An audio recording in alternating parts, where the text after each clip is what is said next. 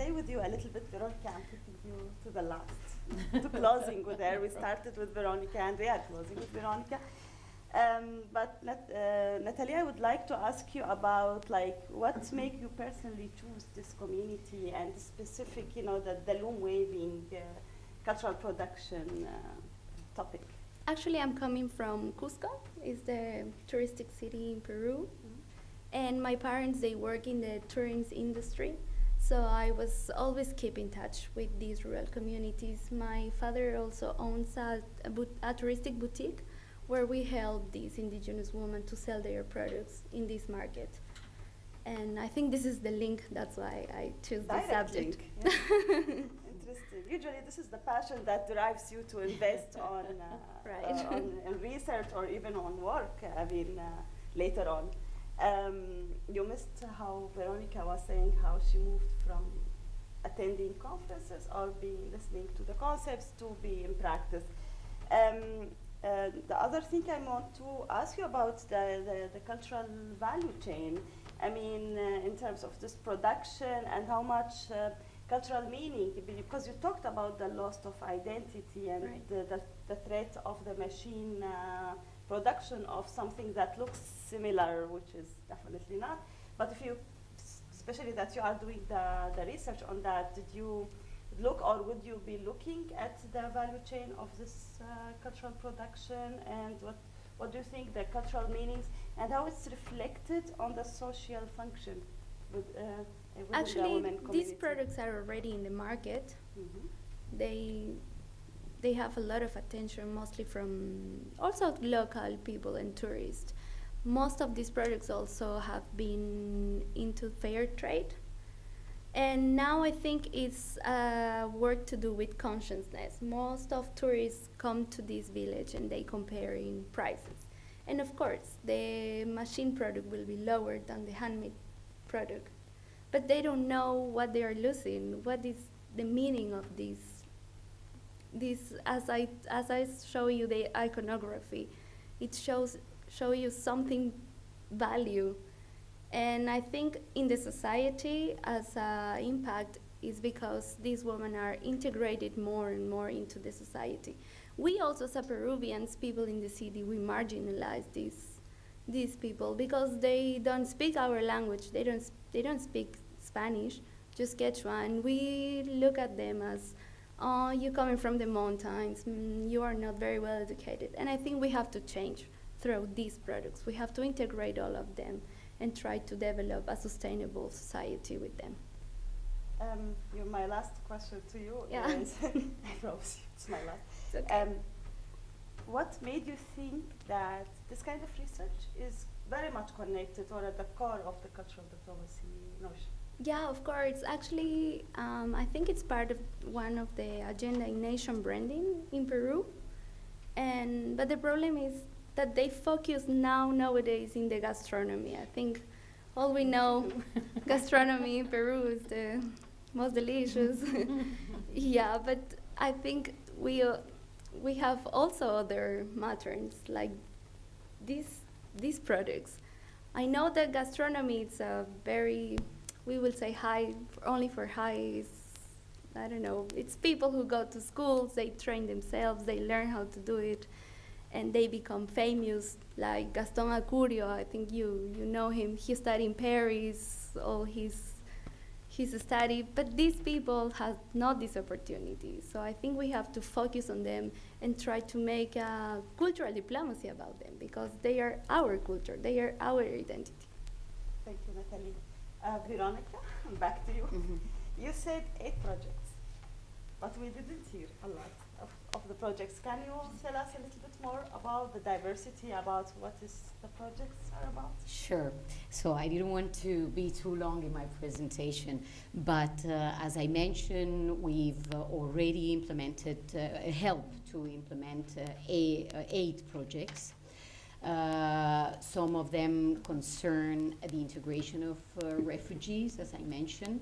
In particular, we work in 3 of our projects.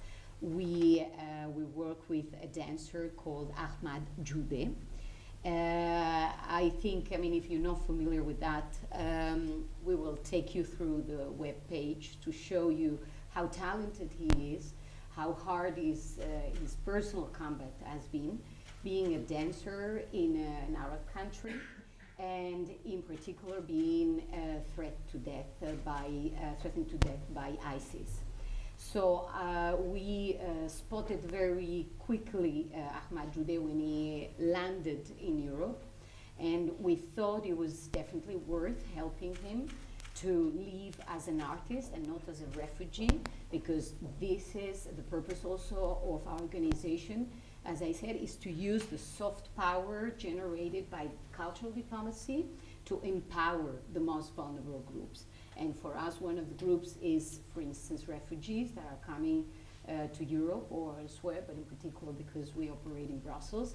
And this provides a very powerful, I would say, and wide platform for these communities and these groups to amplify their voices and to have their voices heard. Then we've also worked with gypsies communities, but in this case, again, we, thanks to the Spanish embassy in Brussels, we helped and facilitated a project between David Dorantes. He is a very, very talented flamenco pianist. It's rare to have flamenco perform on a piano, but this is what he does. And it was a beautiful musical dialogue between Dorantes and Taksim Trio, which is a very, very famous trio in Turkey. Then we help, as I said, Global Women in Music for Human Rights. We put forward all the talent of those women composers. We published an international call for scores, and we received 500 scores, which is a huge quantity of scores from 140 countries. So that was huge. We selected out of the 500 scores, inspired, by the way, it was new music inspired on the Universal Declaration for Human Rights. So all of them addressing a different aspect of human rights. And it was beautiful, very, very moving. We choose, out of the 500 scores, we choose 10, and we awarded a special prize to each of those composers. And then we organized some other projects that aim at peace building, so are building peace, and show that a Turk, a Cypriot, a Syrian, a Greek, an Israeli, a Palestinian are able to perform together in different scenarios. So I think, I mean, one of the common characteristics of those projects is that they are extremely emotional. I think they impact the audience in such a way that, I mean, the best thing would be to show it. I was about to tell you, you said giving the voice for those who wants it the most. And you talked about a refugee that has the right to live his daily life as a normal person and stop having the layer of a refugee. So do you have any mechanism to assess that? How do you follow up on that? Or how can you reflect on this? As I said, I think the best thing that we found, each one has his narrative, each one has his way to do, but what we found as the most powerful tool to empower this specific refugee, Ahmad Jude, was to bring him the opportunity to come to Brussels to perform on an open-air esplanade in front of the European Parliament. And this is, I think, one of our most powerful projects, because we did it in purpose, we did it in a public space where everybody could access. It was free of charge, of course, so everyone could access and see the performance. It was to celebrate the International Refugees Day. We got the funding thanks to one of the political parties of the European Parliament. And we set up all the necessary, I mean, the scene and everything with him. We prepared for the stage, and we mobilized, I mean, half of the press and media community in Brussels. So that gave him a lot of power, because it was known, and this video, I know it has gone viral. And thanks to this, he got then a lot of job offers all over the world, basically. Can we see something? Yeah, and I want you to show. I want to show you this because I want you to see. Sorry, yeah, if you can help me to go back to the page. So let's go to the page We of have the to organization. recharge. Yeah. Okay. So I hope you enjoy the documentary that was produced after the performance. It's not. You can also if you. We'll try again. Yeah? Mhm.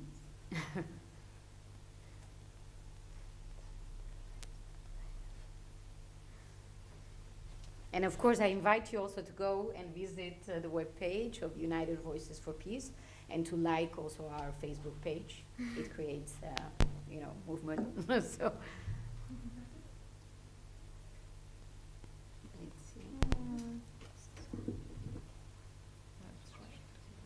Well, then, I can entertain you in the meantime. What I wanted to say is that we're currently based in Brussels, it's a kind of EU headquarters because it helps us to operate. So far, we've done a project in Madrid, a project in Rome. We're planning to have something in Berlin also to celebrate the fall of the Berlin Wall. And we are also currently planning to establish our organization in New York because, as I said at the beginning, we have a global vocation. And New York really offers a unique place and opportunities to do this kind of projects, but without excluding, of course, operating then in different places from New York. So it will allow to act globally, internationally, and locally. And we're getting more and more requests for collaboration because we're very limited and reduced team. But because people like what we do and they want to support, you don't necessarily need to be an artist. You just need to have an idea. And we try, because of our context, to put people together and to build up like a nice project that, as I said, has a particular relevance for a diplomatic agenda. And of course, for instance, we have good access to the European Parliament in Brussels. We have good access to all the diplomatic missions in Brussels. We also happen to have good relations in the United Nations with UNESCO, for instance, who sponsor also the video you're going to see, hopefully. And as I said, the UN High Commissioner for Human Rights. So we are, it helps you to make a difference to have such connections. And we're just trying to bring those connections and to make them helpful for those artists who share our mission. Is it okay? Yeah. Where is the website? The website was gone. Okay. Okay, no problem. Wait a minute, maybe going back. Oh, yeah, or otherwise to Google and I can find, let me see. Yeah, it's right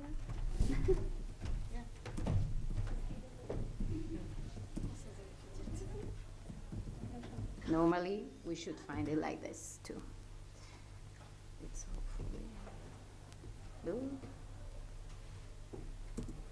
A ver si lo encuentro. Let's see. It's a bit slow, but it may come. Okay, so here we are, and I hope you enjoy it. Let's see. I love this documentary, and I'm especially attached to Ahmad. It's A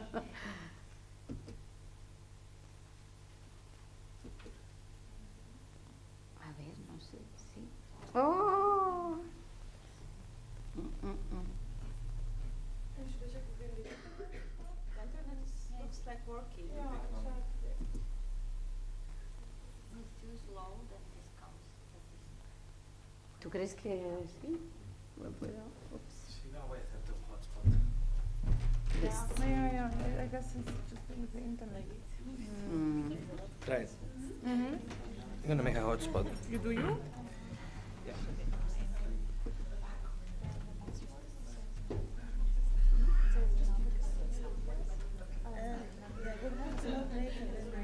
Ah, no, está bien. No, no automáticamente.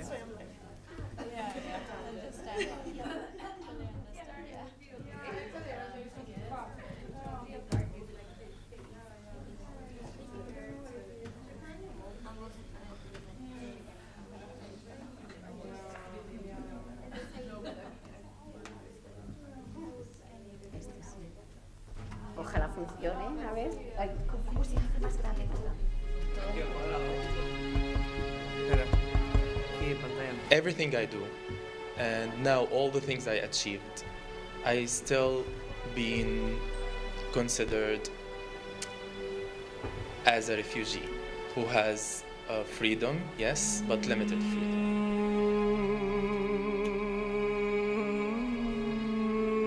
Being a refugee, it doesn't mean that you cannot be an artist.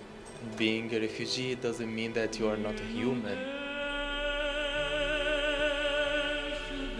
When I dance, I feel so free and I feel complete.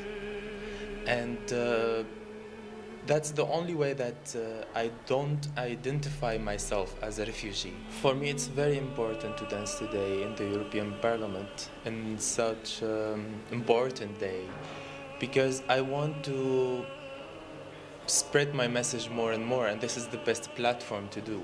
We are all guests in this life. We are all refugees. We are all leaving. So we should be more nicer to each other.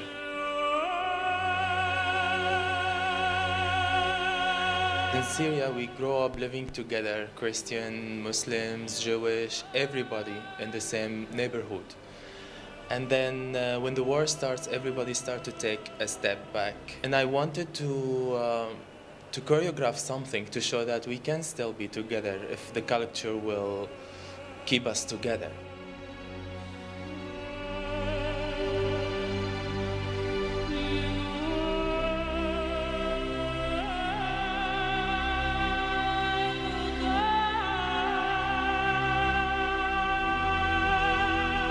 It was a very emotional dance, powerful dance, message of peace that was well conveyed and perceived by a wonderful dancer from Syria who is dancing instead of dying. Together we can.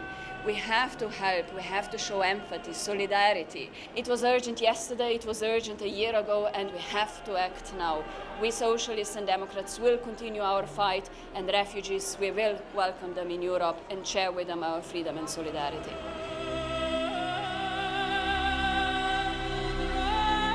When I was still in the camp, my dream it was to be international dancer.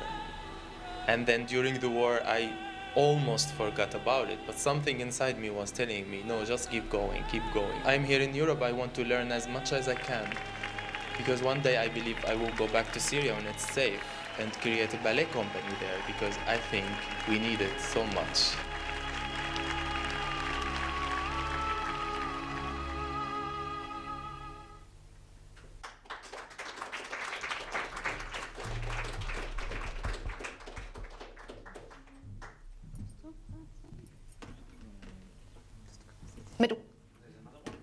No.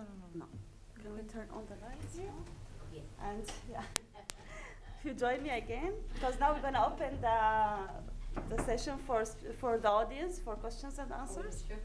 Oh, sure. Forgot about it. Yeah.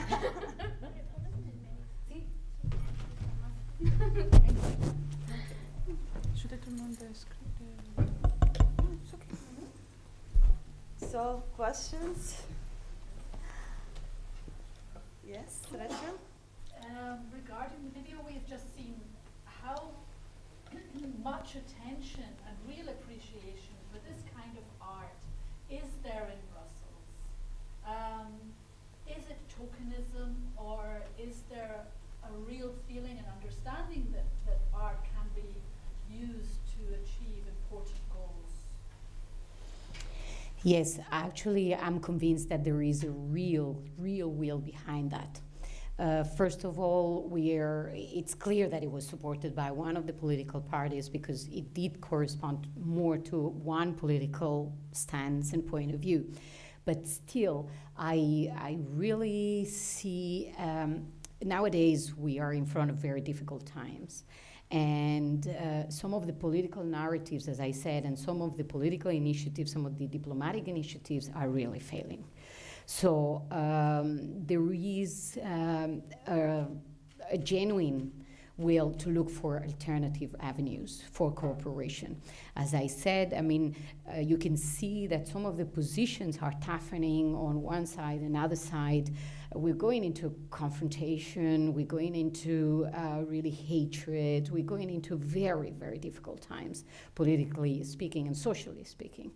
So some of the wise people are just saying, hey, be careful. If we keep on going this way, we see the rise of anti-Semitism, we see the rise of general hatred, we see the rise of nationalism in a way that can really degenerate, in my view.